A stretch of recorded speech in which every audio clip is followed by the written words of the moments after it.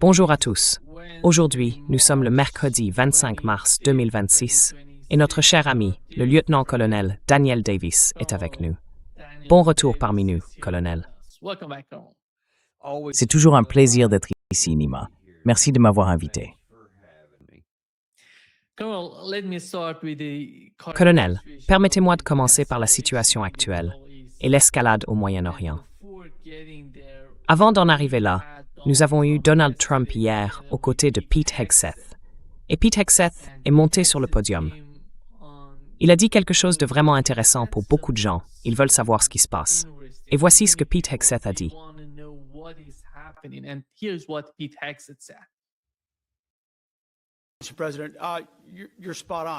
Monsieur le Président, vous avez tout à fait raison. Jamais dans l'histoire une armée moderne. L'Iran disposait d'une armée moderne, d'une marine moderne, d'une force aérienne moderne, de défense aérienne moderne, d'un commandement, de vastes bunkers. Jamais une armée moderne n'a été aussi rapidement et historiquement anéantie, vaincue dès le premier jour par une puissance de feu écrasante. La campagne aérienne que nous avons menée, qu'Israël a menée à nos côtés, restera dans les annales, véritablement. Et c'est parce que nous avons un président des États-Unis qui, lorsqu'il envoie ses combattants au front, leur délie les mains pour qu'ils puissent réellement aller au contact et détruire l'ennemi avec la plus grande férocité dès le premier instant. Et c'est pourquoi nous nous considérons également comme partie prenante de cette négociation.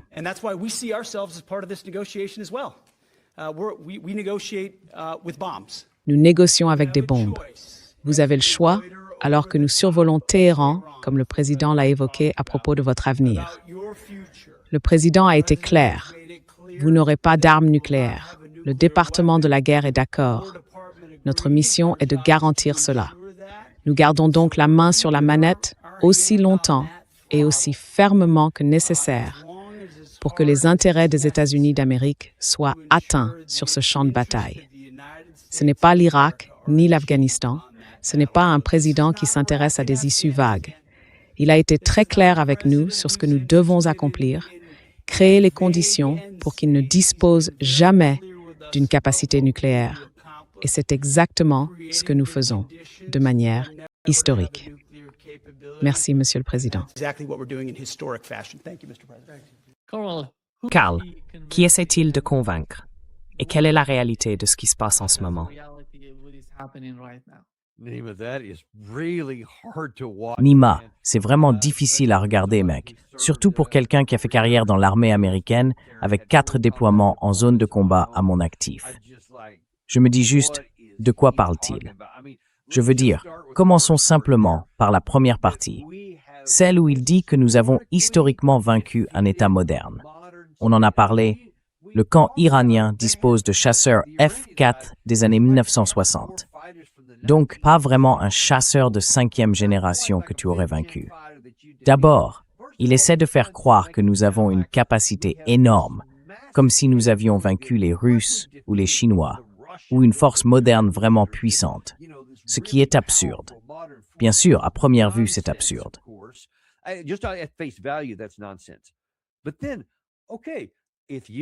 Mais alors d'accord, si tu les as vaincus de manière historique, j'imagine que la guerre est finie, non? Enfin, sortons le champagne, mec, parce qu'il est temps de planifier le défilé. Allons-y. Oh, attends une seconde. Le détroit d'Ormuz est toujours fermé. Et on a tué beaucoup de gens en Iran, mais ils ont encore une marine. Ils ont toujours une force de roquettes, une force de missiles balistiques et une force de drones. On n'a rien fait pour éliminer tout ça. Peut-être qu'on en a affaibli une partie, mais on ne les a certainement pas anéantis. Comme Israël en témoigne chaque jour, avec des cibles plutôt importantes ici. Alors tu vois, de quoi diable parles-tu quand tu dis qu'on a, au passé, vaincu cette autre force?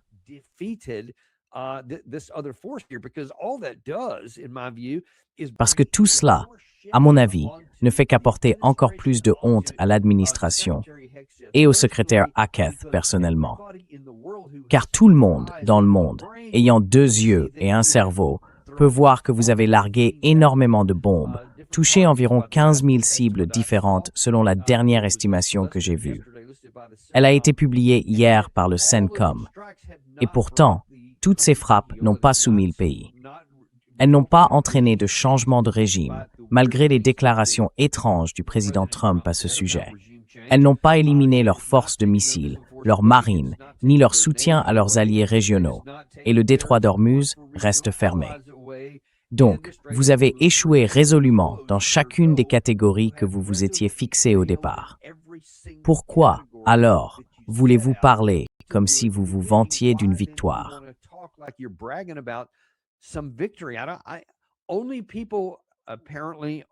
Seules les personnes de certains médias conservateurs qui continuent de répéter ces histoires semblent être les seules à y croire. Et je ne sais pas vraiment dans quelle mesure elles y croient, ou si elles se contentent simplement de répéter le récit. J'imagine qu'elles veulent juste dire à leurs partisans et à leurs soutiens, « Ne croyez pas ce que vous voyez, ne croyez pas ce que vous entendez. Les médias mensongers, les médias libéraux, ils vous trompent. Nous avons déjà gagné.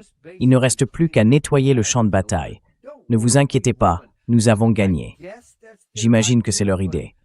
Mais enfin, quand on applaudit en regardant cette émission télé et qu'ensuite on va à la station-service pour faire le plein, on se dit « Attends, c'est bien plus cher que la semaine dernière. » Ça, on ne peut pas le maquiller. Donc je ne sais pas quel est l'objectif ici. C'est étrange.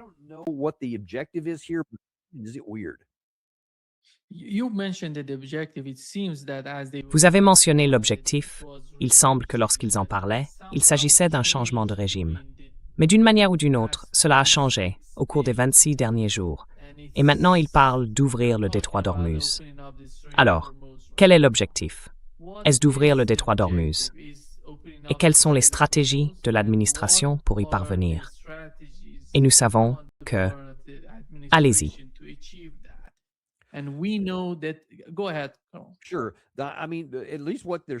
Bien sûr. Je veux dire, au moins, ce qu'ils disent, c'est « Hey, que diriez-vous d'un règlement négocié?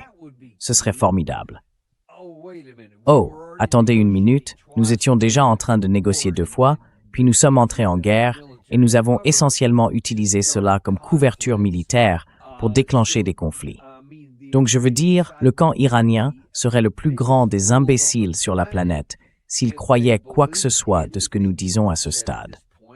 Et en ce moment, nous avons désespérément besoin qu'ils croient et qu'ils nous fassent confiance, que quelle que soit la négociation proposée, nous la mènerions réellement à terme. Et bien sûr, on peut même remonter plus loin jusqu'au retrait de 2018 du JCPOA par cette administration. Ils ont littéralement réduit à néant toute apparence de crédibilité dans tout ce qu'ils disent.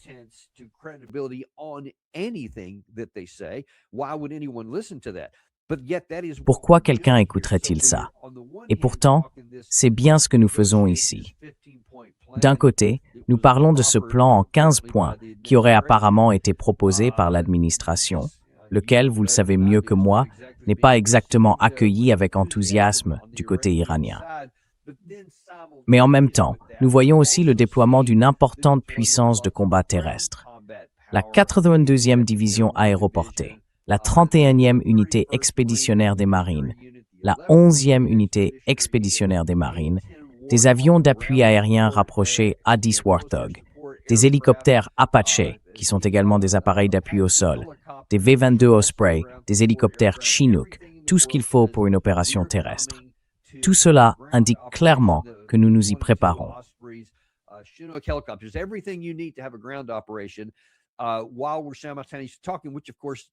Pendant que nous parlons, ce à quoi, bien sûr, seul le plus grand imbécile du monde prêterait la moindre attention, et ils ne le font pas. Donc personne ne prête attention à l'aspect diplomatique. Tout le monde, certainement du côté iranien, je l'imagine, se prépare à une opération terrestre quelque part, que ce soit sur l'île de Keshm, dans le fer à cheval du détroit, ou peut-être ailleurs. Peut-être que quelqu'un a cette idée farfelue que nous allons aller dérober ce matériau retraité, si tant est que nous sachions même où il se trouve. S'il est même concentré en un seul endroit, ce serait suicidaire pour nous d'essayer. Mais c'est pourtant là que nous semblons nous diriger maintenant. Donc tu as demandé quel est l'objectif. Ils ne le savent pas. Ils ne savent pas ce que ce sera désormais.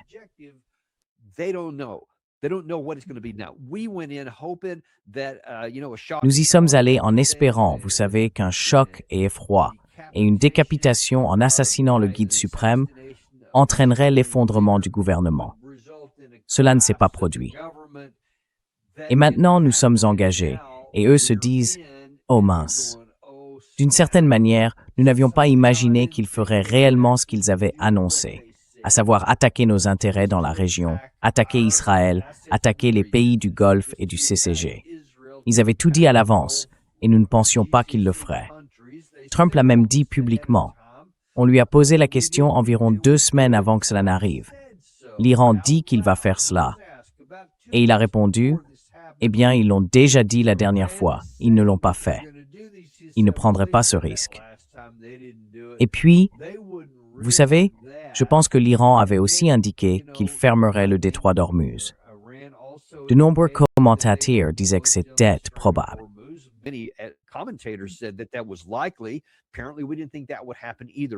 Apparemment, nous ne pensions pas non plus que cela arriverait. Mais ensuite, quand toutes ces choses se sont effectivement produites, le président et le Pentagone se sont dit « Oh, mince, que fait-on maintenant? Nous devons essayer de trouver une issue à cette situation, et il n'y a pas d'option facile. Ce n'est pas comme la situation de la mer Rouge en 2025, où l'on pouvait dire « Très bien, eh bien, ça ne fonctionne vraiment pas. C'est très coûteux, et nous ne pouvons pas les bombarder jusqu'à ce qu'ils se soumettent. Nous dirons simplement qu'ils nous ont supplié d'arrêter, et nous partirons. Pas de problème. » Il n'y avait alors aucun problème avec le détroit d'Ormuz, et le pétrole n'était pas pris en otage, si l'on veut utiliser ce terme. C'est le cas maintenant, parce que nous avons remis tout ce levier entre les mains de Téhéran, un levier qui n'existait pas auparavant et qui n'aurait jamais existé si nous n'étions pas entrés dans cette guerre.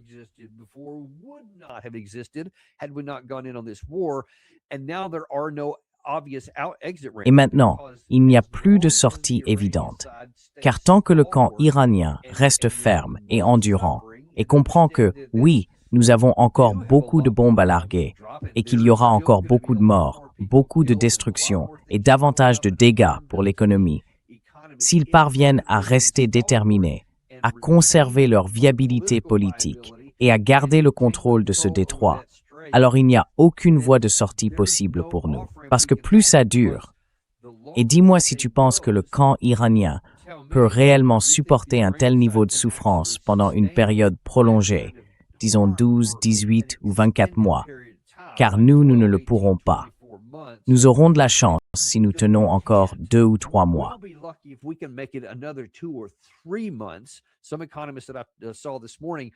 Certains économistes que j'ai vus ce matin ont déclaré que d'ici 2 ou 3 semaines, le prix du pétrole, actuellement artificiellement maintenu bas par les déclarations que Trump a faites au cours des 4 ou 5 derniers jours, allait s'envoler, car il n'y aura pas assez de production physique de pétrole pour réellement répondre à la demande. Ensuite, il y a le problème de l'urée et de toutes sortes d'autres choses par-dessus cela. On ne peut pas maquiller ces réalités encore très longtemps, et à un moment donné, les principes du marché vont s'imposer, le prix va augmenter, et il n'y aura pas d'échappatoire pour le président Trump. Donc cela va commencer à provoquer des problèmes politiques, puis des problèmes économiques à grande échelle, ainsi qu'une pression venant de pays du monde entier pour mettre fin à cette situation. Ils vont faire pression sur le président Trump pour qu'il se retire. En résumé, Nima, il n'y a pas de stratégie. Il y a de la panique à la Maison-Blanche.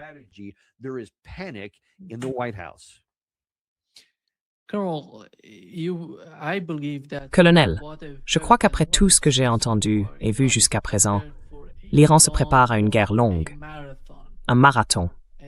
Je pense que c'est la même stratégie que celle que nous avons observée jusqu'ici avec l'armée russe. Ils ne sont pas pressés, mais ils sont prêts à se défendre. C'est pour cela qu'on perçoit une certaine sérénité. Aujourd'hui, tout semblait normal en Iran. En revanche, on a vu le maire israélien passer en direct à la télévision et s'effondrer en larmes, disant « Que se passe-t-il ici ?» Mais on ne voit pas ce genre de panique en Iran. Honnêtement, on ne le voit tout simplement pas.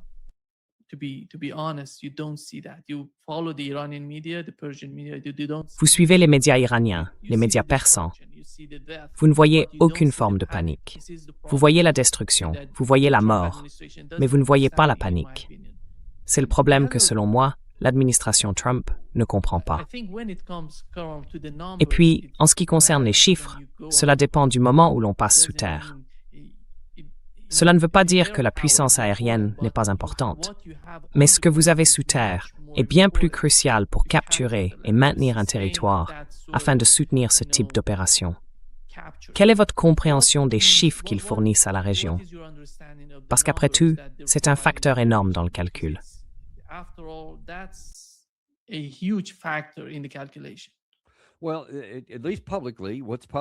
Eh bien, du moins publiquement, ce que l'on sait, c'est qu'en termes de force terrestre, il y a environ 3000 soldats de la 82e brigade aéroportée prête au déploiement, environ 7000 marines de combat, issus de 2 unités expéditionnaires des marines, et ensuite un nombre indéterminé de forces spéciales, comme les Rangers de l'armée. Donc peut-être environ 11 000 personnes au total impliquées dans cette opération.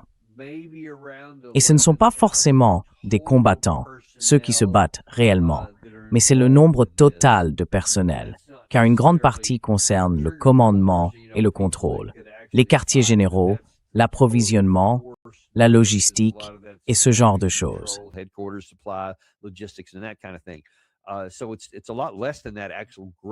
Donc, c'est bien moins que de véritables troupes au sol qui porteraient des fusils ou autre chose du genre.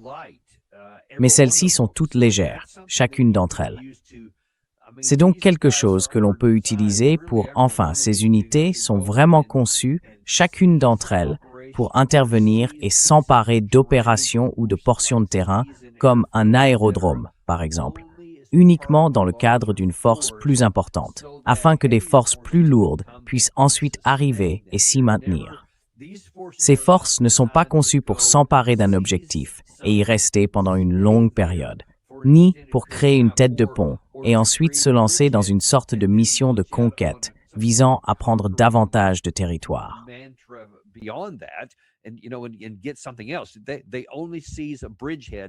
Ils ne font que s'emparer d'un point d'appui, mais il faut disposer d'autres forces. Et c'est là que ça devient étrange. Il n'y a pas d'autres forces dans la région. Il n'y a rien d'autre qui, une fois quelque chose pris, pourrait servir de force d'exploitation. Où irait-on? Quel serait même l'objectif? Disons, par exemple, l'île de Karg, c'est ce dont tout le monde parle le plus. Mais bon, 90% du pétrole y est déchargé pour le régime iranien. Sauf que ce n'est pas le seul endroit d'où ils peuvent exporter leur pétrole, premièrement.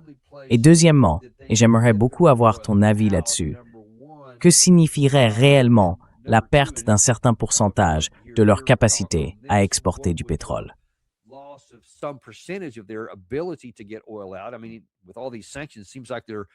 Je veux dire, avec toutes ces sanctions, on dirait qu'ils sont un peu habitués à se débrouiller avec moins.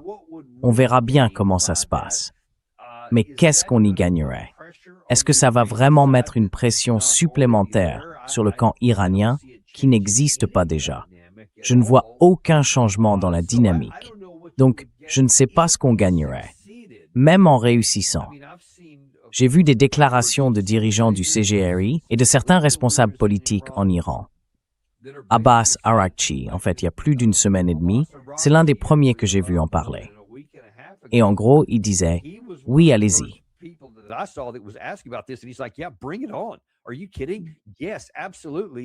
Tu plaisantes? Oui, absolument. Nous attendons les Américains sur le terrain. On pourrait dire d'un côté que ce n'est que de la fanfaronnade, une façon d'afficher un visage courageux en public, parce qu'il y a aussi une guerre de communication en cours. Mais si je me mets à leur place, que j'enlève les drapeaux et que je regarde la situation d'un point de vue purement militaire, camp A contre camp B, en laissant de côté toute arrogance, je me dis que si je suis du côté iranien, du camp B, je me sens incroyablement avantagé. C'est sur mon propre territoire. J'ai toutes ces immenses chaînes de montagnes qui offrent d'énormes capacités défensives. Je connais le terrain. Je n'ai aucune ligne logistique à entretenir. Tout est sur place. Eux viennent de milliers de kilomètres et ils doivent maintenir ce pont logistique partout.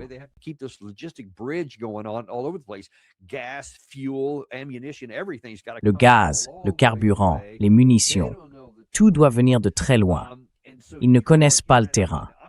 Et donc, si on continue dans cette direction, je parle d'artillerie à roquettes, parce que n'importe laquelle de ces îles sera à portée des forces terrestres également, les forces continentales.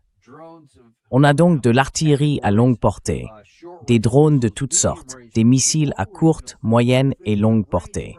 Cela pourrait venir de n'importe où dans le pays. Tout pourrait converger là où ils décident que cela doit se passer. Un cauchemar d'armement pour toute force qui y débarquerait, qu'elle réussisse ou non. Et ensuite, comment maintenir cela dans le temps si on parvenait à la prendre?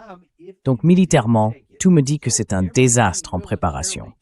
Et je ne comprends pas pourquoi nous voudrions choisir de livrer cette bataille.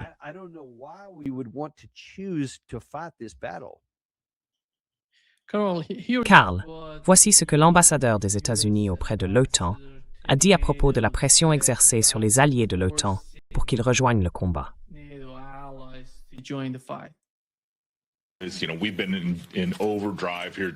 Nous avons été en sur-régime sur le plan diplomatique, en poussant nos alliés, à la fois à Bruxelles et dans les capitales d'Europe et du Moyen-Orient, à convaincre tout le monde. Malheureusement, il a fallu des efforts pour leur faire comprendre que cela est plus important pour eux que pour les États-Unis.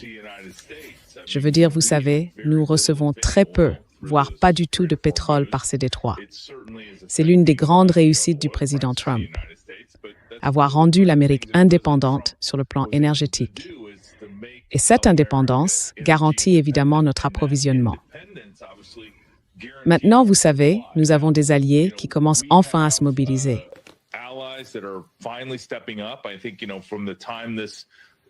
Et je pense que depuis le début de ce conflit, ils ont été plutôt réservés quant à ce qu'ils pouvaient apporter au combat ou à la manière dont ils pouvaient nous aider.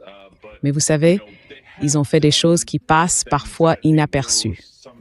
Nous avons eu plusieurs alliés ici en Europe et au sein de l'OTAN qui ont fourni des bases, des autorisations de survol et des accès essentiels et cruciaux, que ce soit Souda Bay, où j'étais en Grèce sur l'île de Crète, ou d'autres pays, notamment l'Allemagne et la France, qui ont offert cet accès.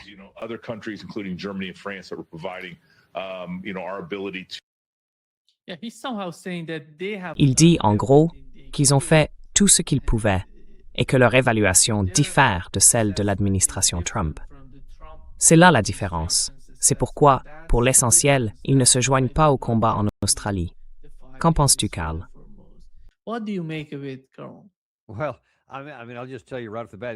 Eh bien, je vais te le dire tout de suite. Si le secrétaire Hegseth était une source d'embarras pour moi sur le plan militaire, ceci en est une sur le plan diplomatique. Parce qu'il parle de « tu sais pourquoi ils ne font rien ». Et il essaye de défendre cette idée. Nous sommes protégés.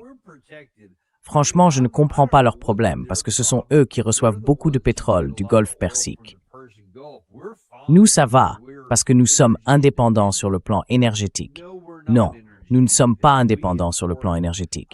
Nous importons, je n'ai pas vu le chiffre actuel, mais c'est quelque part entre 3 et 5 millions de barils par jour que nous importons en plus de ce que nous produisons, parce que c'est le mélange de différents types de carburants. Nous en avons besoin. Mais ensuite, si ça n'a pas d'importance, alors pourquoi le prix de l'essence est-il presque $1 plus élevé qu'avant? Parce que le pétrole est une marchandise mondiale.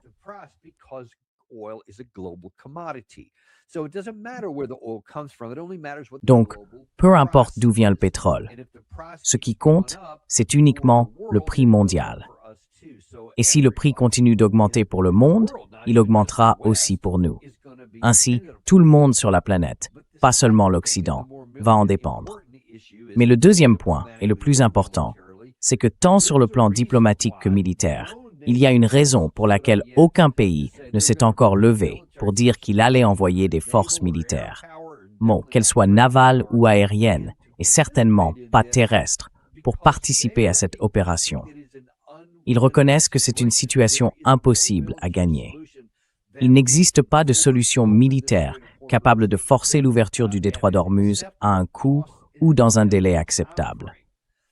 Il y a une raison pour laquelle notre marine, dont environ un tiers serait engagée dans cette mission jusqu'à présent, selon les rapports, ne l'a toujours pas ouvert.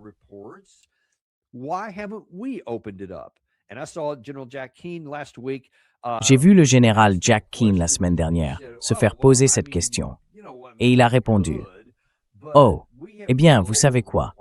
Nous pourrions, mais nous avons des obligations à l'échelle mondiale. Donc si nous faisions tout cela, bien sûr, nous pourrions escorter ces navires par là, mais alors nous ne pourrions plus rien faire d'autre. Nous avons donc besoin de l'aide de nos alliés.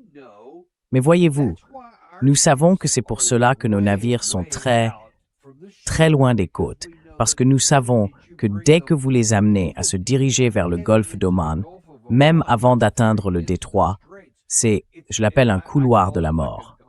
Avec tout ce littoral iranien, environ 1300 kilomètres qu'il faudrait traverser.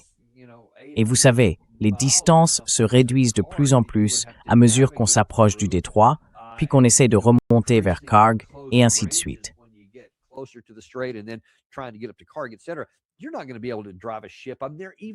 Vous n'allez pas pouvoir faire naviguer un navire jusque-là, même simplement pour atteindre l'île de Karg dans le cadre d'une opération offensive, encore moins pour une mission d'escorte permanente.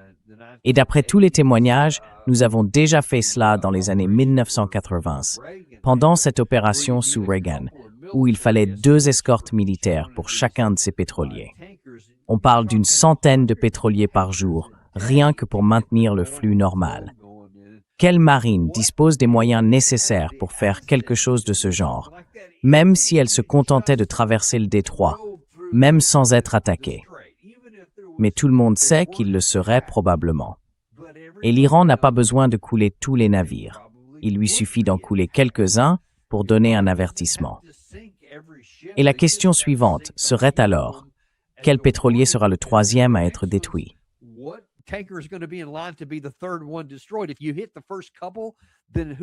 Si vous touchez les 2 premiers, qui voudra se mettre en 3e position et aller au fond du golfe Persique? Personne ne fera ça. C'est donc effectivement fermé, et il en faut très peu pour que l'Iran garde la situation sous contrôle. Ils n'ont même plus besoin de poser des mines. Je pense que ce serait plutôt une mesure de dernier recours. S'ils devenaient vraiment désespérés, ils pourraient faire ça pour le bloquer complètement à tout le monde. Mais ils n'en ont pas besoin pour l'instant. La simple menace suffit, car il y a déjà eu plusieurs pétroliers qui ont explosé de manière spectaculaire dans le golfe Persique, et les flammes ont donné des images impressionnantes, ce qui a effrayé tout le monde. Donc maintenant, seuls ceux qui ont l'autorisation peuvent passer, et leur nombre reste limité pour le moment.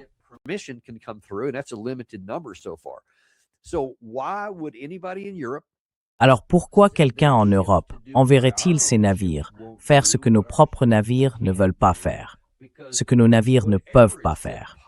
Parce que, quoi qu'on dise publiquement, et quelles que soient les tentatives de faire honte à nos alliés, comme l'ambassadeur essayait de le faire là, cela ne fonctionnera pas.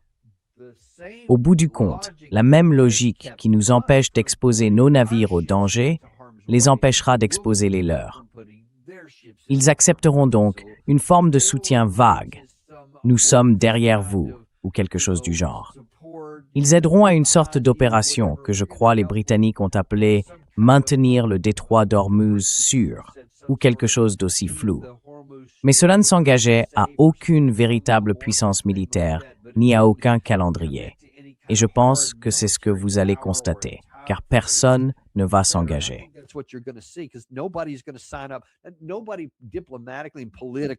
Personne, ni diplomatiquement, ni politiquement en Europe, ne pourrait survivre s'il disait « Très bien, je ne sais pas, je choisis la Grèce ou le Royaume-Uni ou la France. Je vais envoyer mes navires là-bas. Nous sommes avec vous, Président Trump. » Et ensuite, ils coulent au fond de la mer. Comment feraient-ils face à leur électorat quand les gens diraient « Vous venez de tuer nos marins » ceux de notre propre pays, alors que les Américains n'envoient même pas les leurs là-bas. Maintenant, ils sont morts. Nos navires sont au fond de la mer. Dégagez, on va vous renvoyer. Ou quelque chose du genre.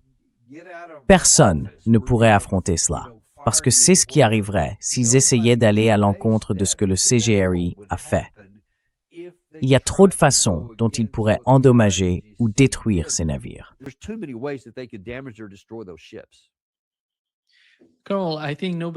Colonel, je pense que personne ne peut nier que le principal allié des États-Unis en Europe est le Royaume-Uni. Et voici l'évaluation de l'ancien chef du MI6, Sir Alex Younger, à propos du conflit. L'avantage pour le moment. Iran. Je regrette d'en être arrivé à cette conclusion, car comme beaucoup d'agents du MI6 de ma génération, nous avons été confrontés à la violence et à la brutalité des gardiens de la révolution islamique pendant la majeure partie de nos carrières. C'est le corps des gardiens de la révolution islamique. Oui. Il n'y a donc aucune affection entre nous, et je ne verse pas une larme pour Ali Khamenei qui a été tué au début de cette guerre. Mais la réalité, c'est que les États-Unis ont sous-estimé la tâche, et je pense qu'il y a environ 2 semaines, ils ont perdu l'initiative au profit de l'Iran. En pratique, le régime iranien s'est montré plus résilient que quiconque ne l'aurait imaginé. Ils ont en fait pris de bonnes décisions dès le mois de juin dernier, en dispersant leurs capacités militaires et en déléguant l'autorité pour l'utilisation de ces armes, ce qui leur a donné une résilience supplémentaire considérable face à cette campagne aérienne d'une puissance incroyable. Ils se sont engagés dans ce qu'on appelle techniquement une escalade horizontale, c'est-à-dire tirer des roquettes sur toute cible à portée, ce qui, à l'époque, honnêtement, Shoshenko, me paraissait insensé, mais c'est en réalité révélé être un moyen très efficace de faire payer directement les États-Unis. En quelque sorte, ça a fonctionné.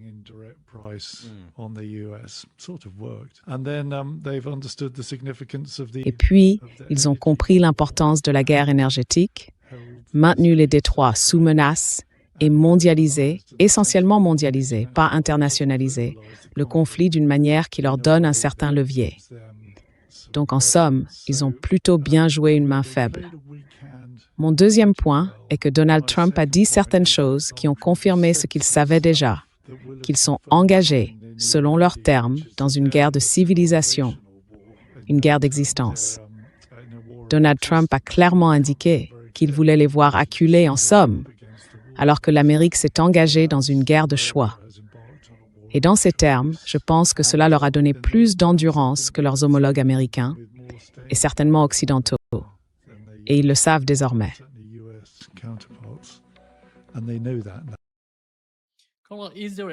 Y a-t-il quelqu'un aux États-Unis qui écoute les personnes critiquant l'attitude de l'administration Trump?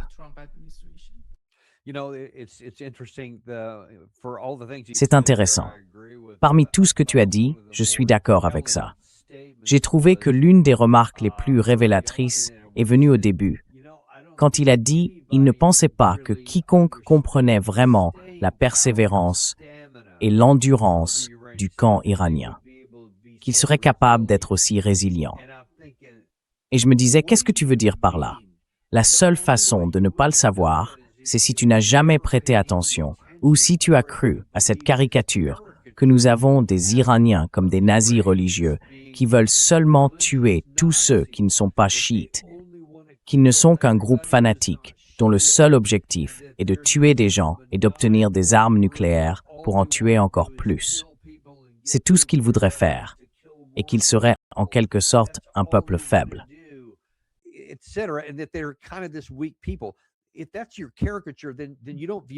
Si c'est ainsi que tu les caricatures, alors tu ne les vois pas comme de véritables êtres humains, avec leurs faiblesses et leurs forces, et ainsi de suite. Tu les considères simplement comme des êtres maléfiques, quelque chose qu'il faut opprimer. Mais si tu avais écouté ne serait-ce qu'un peu ce que l'Iran disait depuis des mois, voire des années avant cela, il n'y aurait eu aucun doute. C'est exactement ce à quoi on pouvait s'attendre, qu'ils soient aussi résilients. car ils savent depuis longtemps la puissance que l'Occident, les États-Unis et Israël peuvent déployer, ainsi que les ravages qu'ils peuvent causer. C'est pourquoi, depuis des décennies, ils disposent d'installations souterraines, de véritables villes souterraines. Ils ont des ressources, ils ont constitué des réserves, et ils possèdent la capacité industrielle souterraine nécessaire pour continuer à fonctionner.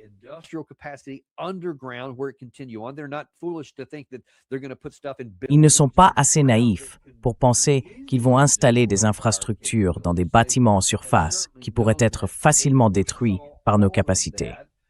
Ils le savaient évidemment, ils avaient tout prévu. Ensuite, ils ont décentralisé leurs forces militaires en, je crois, 31 districts militaires répartis dans tout le pays. Ils ont aussi mis en place une décentralisation politique. Ils avaient un plan de décapitation, ce qui se passerait dans l'intervalle. Quelle serait la voie à suivre? En somme, tout était planifié. Et je pense, comme Hughes l'a d'ailleurs souligné récemment dans notre émission, qu'il suffit de regarder les 8 années de la guerre Iran-Irak. Si l'on veut savoir comment le peuple iranien réagira, il faut voir ce qu'il a fait pendant cette longue période, quand de nombreux, des dizaines de dirigeants de différents rangs ont été assassinés ou tués.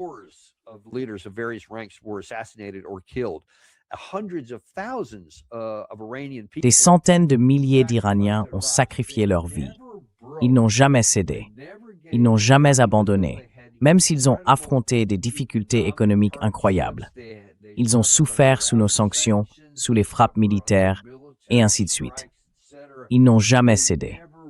Pourquoi avons-nous pensé qu'ils céderaient cette fois-ci? Pourquoi sommes-nous surpris par ce que nous voyons ici?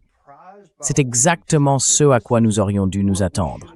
Ce qui, bien sûr, explique pourquoi j'étais si fermement opposé à cela, et pourquoi j'ai tout fait, dans tous les espaces où j'en avais la possibilité, pour dire « ne commencez pas cette guerre de choix », car militairement, nous n'avons ni les moyens ni les ressources pour la gagner. Cela a toujours été une entreprise insensée, et maintenant, cela se révèle être exactement cela.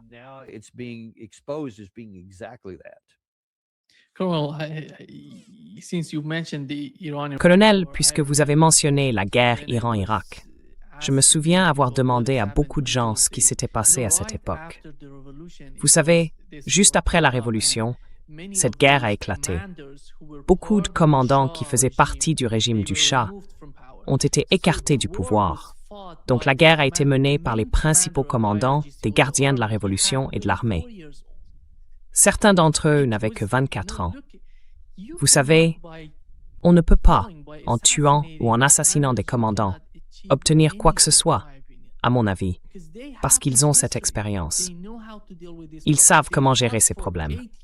Ils ont combattu pendant 8 ans avec un commandant en chef de 24 ans.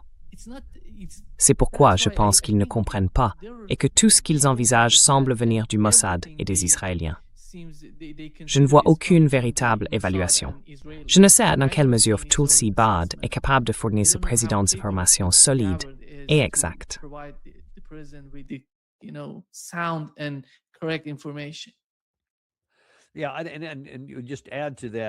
Oui, et pour ajouter à cela, pendant la guerre Iran-Irak, du côté iranien, ils devaient faire face à l'armée de terre, bien sûr, mais aussi à la puissance aérienne, aux sanctions économiques, aux missiles, à l'artillerie, pratiquement à tous les aspects d'un conflit à cette époque. Aujourd'hui, il n'y a pas d'armée à affronter. Ce sont des missiles, des bombes et d'autres types de munitions, mais pas d'armée de terre. Et cette idée selon laquelle ce qui arrive avec la 82e division et les 2 unités expéditionnaires des marines, ce ne sont que des points sur une carte. Ce n'est pas une armée. Au mieux, ils peuvent s'emparer d'un lieu, d'un point, d'un aérodrome ou quelque chose du genre, peut-être temporairement l'île de Karg, par exemple. Peut-être qu'ils le peuvent, peut-être pas. Mais c'est tout. Même s'ils faisaient tout ce qu'on leur demande, que feraient-ils ensuite? Is a parasaiton lediceta.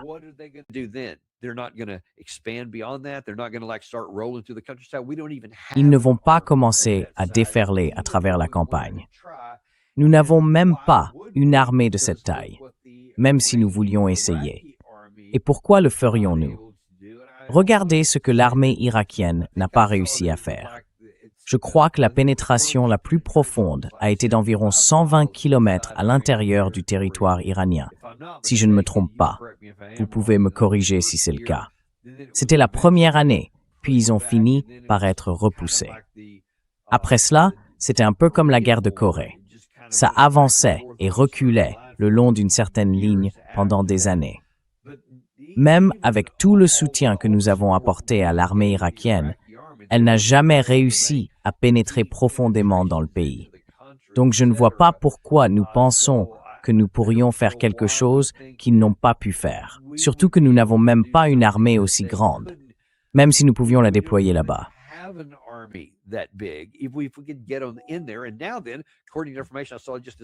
Et maintenant, d'après les informations que j'ai vues ce matin même, beaucoup des PMU, les PMU chiites en Irak, ont été autorisés à se défendre, même contre les Américains, si cela devait arriver. Donc, il ne semble pas que nous puissions utiliser l'Irak comme point de départ pour lancer une invasion terrestre, si jamais nous étions assez insensés pour penser que c'était une option. Je veux dire, l'Irak pourrait aussi se retourner contre nous. Nous verrons comment tout cela évolue. Mais tout indique qu'il s'agit jusqu'à présent d'un désastre militaire d'une ampleur considérable pour nous. Il ne nous reste plus qu'à prier pour que le président Trump s'en rende compte d'une manière ou d'une autre et saisisse n'importe quelle porte de sortie possible, car la situation pourrait empirer encore davantage pour nous.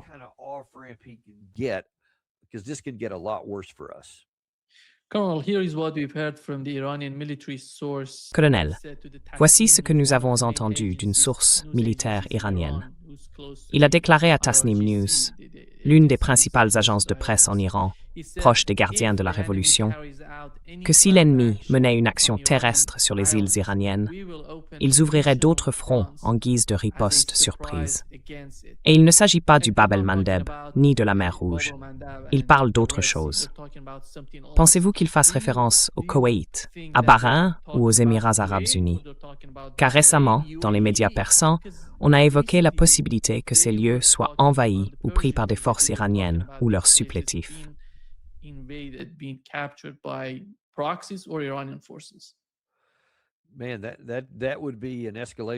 Mon Dieu, ce serait une escalade qui, si cet officier du MI6 britannique avait raison, à savoir que nous n'avions pas anticipé la résilience des Iraniens. Et si le président Trump ne pensait pas qu'ils allaient fermer le détroit d'Ormuz parce que nous étions pris de court à ce sujet, alors s'il faisait réellement quelque chose sur le terrain pour s'emparer de quelque chose qui leur appartient, ce serait stupéfiant pour la plupart des analystes occidentaux. Je ne pense pas qu'ils croient que l'Iran ait même la capacité de faire cela, encore moins la volonté. S'il le démontrait et passait effectivement à l'action de cette manière, cela porterait l'escalade à un tout autre niveau.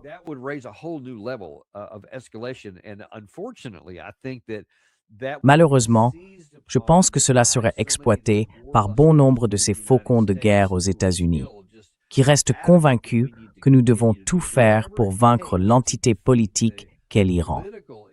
Cela les amènerait à dire « Mon Dieu, maintenant que nous voyons qu'ils sont bien plus puissants que nous le pensions et qu'ils ont révélé leur vrai visage, je le vois venir.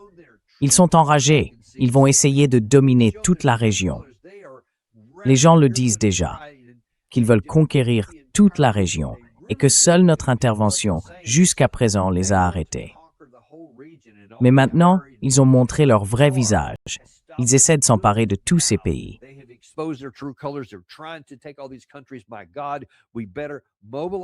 Mon Dieu, il vaudrait mieux se mobiliser tout de suite. Lever une grande armée de campagne si nécessaire. Mobiliser la garde nationale. Faire venir tout le monde. Maintenant, j'ai besoin que vous, les Européens, veniez nous rejoindre, etc. Je pense que ça pourrait servir à cela. Et bien sûr, à ce moment-là, on parle de « Mon Dieu, si c'est déjà un désastre jusqu'à présent, ce serait une catastrophe, car si on lançait quelque chose de ce genre, cela ferait passer le Vietnam pour un jeu d'enfants en comparaison des résultats. Les répercussions sur l'économie mondiale et sur le monde seraient tout simplement catastrophiques. À mon avis, si nous faisions une chose pareille, ce serait analogue à l'attaque d'Hitler contre l'Union soviétique en 1941, et ce serait la fin de l'Empire américain. Nous ne survivrions pas militairement à cela.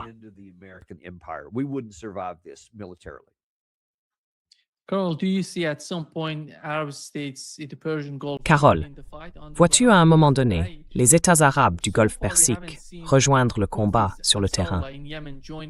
Parce que jusqu'à présent, nous n'avons pas vu les Houthis et Saleh au Yémen se joindre à la lutte. D'une certaine manière, l'évaluation du côté iranien est que c'est nous qui menons le combat.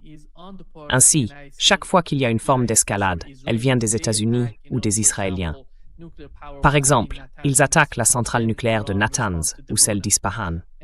Ensuite, l'Iran répond à Dimona et les Israéliens attaquent l'installation gazière de South Pass. Puis nous recevons une réponse des Iraniens. Ils se perçoivent comme dominant en quelque sorte le champ de bataille. Ils n'ont pas besoin d'escalader. C'est pourquoi ils sont prêts à répondre à toute forme d'escalade.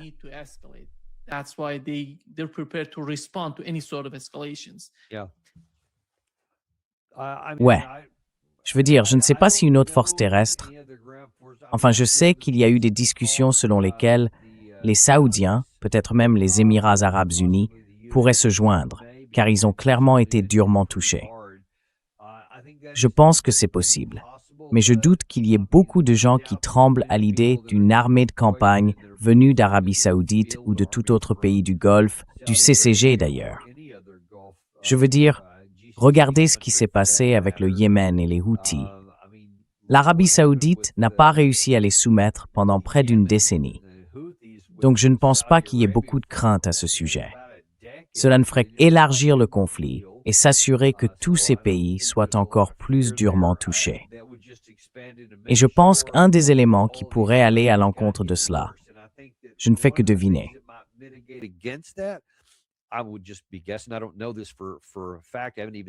Je n'en ai pas la certitude, je n'ai vu aucune preuve de cela, mais je raisonne simplement de manière logique. Si j'étais l'Iran, je pourrais dire, si l'un d'entre vous s'engage là-dedans, que ce soit avec votre force aérienne ou vos troupes au sol, j'espère que vous avez beaucoup d'eau en bouteille, car vous en aurez besoin. Je vais détruire votre approvisionnement en eau, car maintenant que vous représentez une menace existentielle pour nous sur le terrain, nous utiliserons tous les moyens militaires nécessaires. Et cela signifie vous priver de la capacité de fournir de l'eau à vos forces ou à votre population. Je ne sais pas s'ils le feraient réellement, mais cette seule menace pourrait suffire à les tenir à distance, car c'est une menace très réelle et une vulnérabilité pour tous les pays du CCG.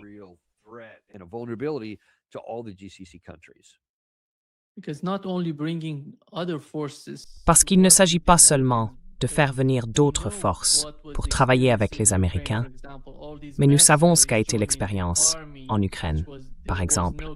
Tous ces mercenaires rejoignant l'armée, et il n'y avait pas de communication adéquate. Cela poserait également d'énormes défis pour l'armée. Et je me souviens qu'une fois, le colonel Wilkerson a dit que l'expérience des États-Unis au Moyen-Orient, avec les guerres en Irak et en Afghanistan, lorsque les forces de l'OTAN avaient rejoint les États-Unis, avait montré qu'il y avait beaucoup de problèmes de communication entre eux au sein des forces.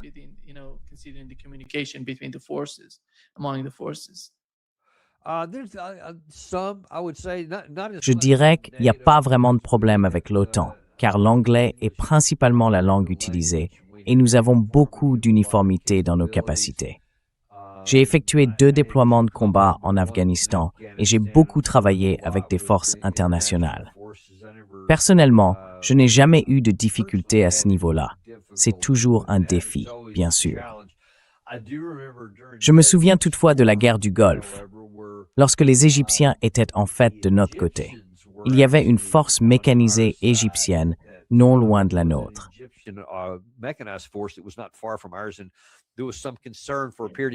Et pendant un certain temps, il y a eu des inquiétudes quant au fait que les communications entre les deux étaient telles que comme l'Égypte possédait beaucoup du même type d'équipement que les Irakiens, nous pouvions penser qu'il s'agissait d'une force irakienne et finir par leur tirer dessus.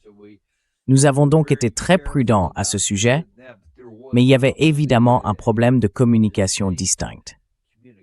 Je pense que ce sont des choses qui peuvent être résolues. Il y aura des défis, mais je ne pense pas que ça constitue en soi un véritable facteur limitant.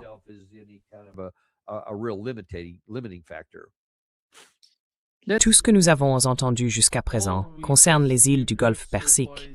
Vous savez, l'île de Kharg, les îles voisines et Keshm, comme vous l'avez mentionné dans le détroit d'Ormuz. Mais pensez-vous qu'il existe une sorte de plan pour pénétrer dans l'Iran continental?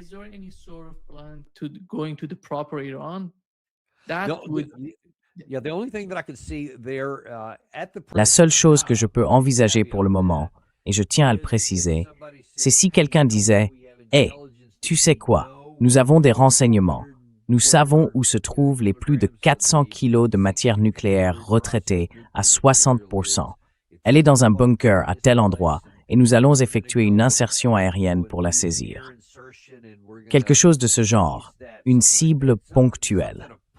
Un peu comme lorsqu'ils ont essayé de faire sortir Maduro du Venezuela, quelque chose de similaire, où l'on vise une cible précise. On mobilise tous ses moyens, on frappe fort, on atteint l'objectif, puis on se retire. Quelque chose comme ça. Mais en ce qui concerne une opération du type Irak en 2003 ou en 1991, pour l'instant, nous n'avons même pas les moyens nécessaires. Donc à ce stade, ce n'est même pas une possibilité théorique. Il faudrait déployer une armée sur le terrain pour faire cela.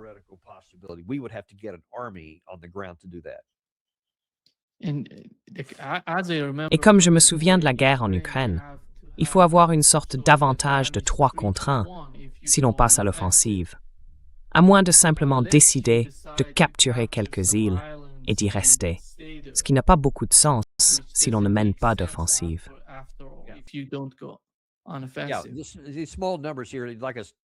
Oui, ces petits chiffres ici, comme je l'ai dit au début, ça ne changerait rien. Qu'est-ce que tu gagnerais si tu avais l'île de Kharg ou cet autre dans le Horseshoe Bend? Je veux dire, il n'y a aucun avantage à cela. Ce n'est pas comme si c'était ce dont l'Iran avait besoin pour garder le détroit d'Ormuz fermé. Ce ne serait même pas un facteur. Il y a tellement d'autres moyens pour eux de le faire.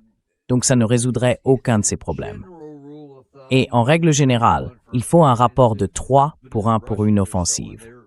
Mais comme les Russes l'ont montré à plusieurs endroits, ils n'ont pas cet avantage de 3 pour 1, et pourtant, ils continuent d'avancer. Tu aurais probablement aussi une supériorité locale. Tu n'as pas besoin de l'avoir sur tout le pays, juste dans des zones ciblées.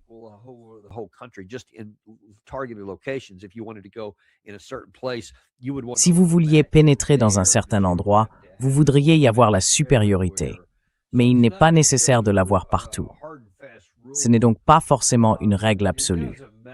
Mais peu importe, franchement, quel pourcentage vous voudriez atteindre? C'est une pure folie de penser que vous pourriez mener une opération terrestre qui produirait quoi que ce soit d'efficace sur le plan opérationnel, et encore moins sur le plan stratégique. Je veux dire, tout ce que vous feriez, c'est vous enlisser davantage dans une guerre que vous ne pouvez pas gagner. Une guerre qui causerait des pertes à long terme. Et regardez, nous avons des forces compétentes. Nous pourrions faire certaines choses si nous nous en donnions vraiment les moyens. Vous pourriez lancer une incursion en Iran. Il y a plusieurs endroits où vous pourriez entrer, à un coût élevé, mais vous pourriez le faire pendant un certain temps.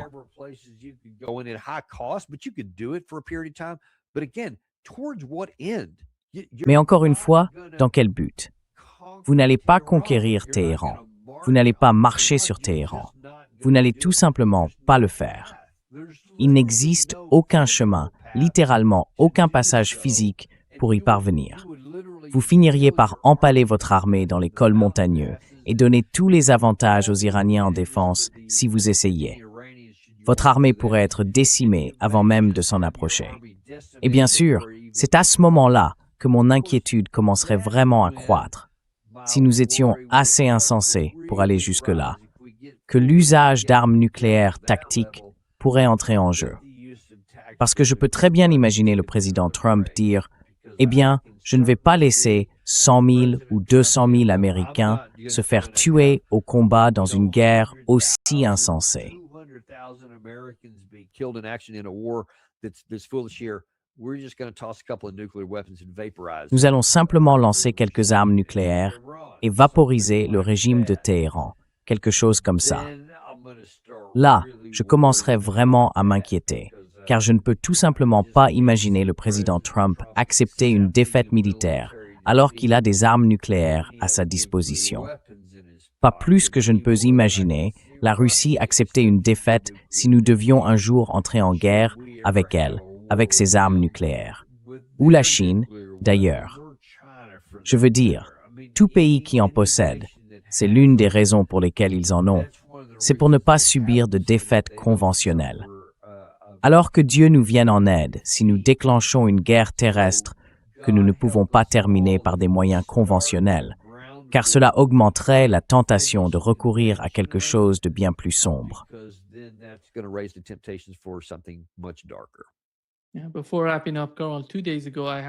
Avant de conclure, Carl, il y a 2 jours, j'ai reçu le professeur Ted Postol, notre ami commun, dans ce podcast. Il a dit que s'ils utilisaient des armes nucléaires contre l'Iran, l'Iran répondrait avec des armes nucléaires. Il en est certain. Et il a ajouté qu'il les utiliserait et que ce serait la fin d'Israël.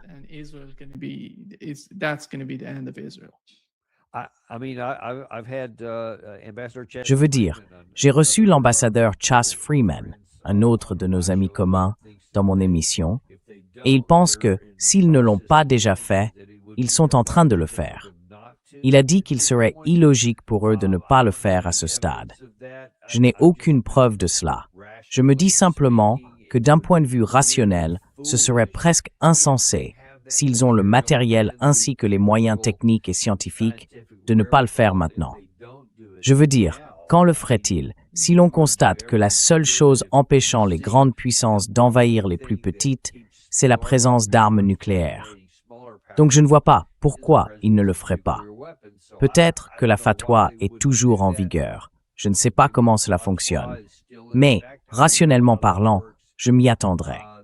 Et vous savez, c'est peut-être une autre surprise que le camp iranien nous réserve. Je n'en sais rien.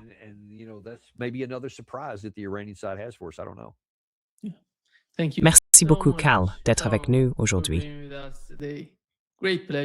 Grand plaisir, comme toujours. C'est toujours un plaisir. J'ai hâte de vous revoir bientôt dans notre émission. Nous apprécions vraiment vos conseils également, bien sûr. Merci beaucoup. Au revoir. Bye-bye.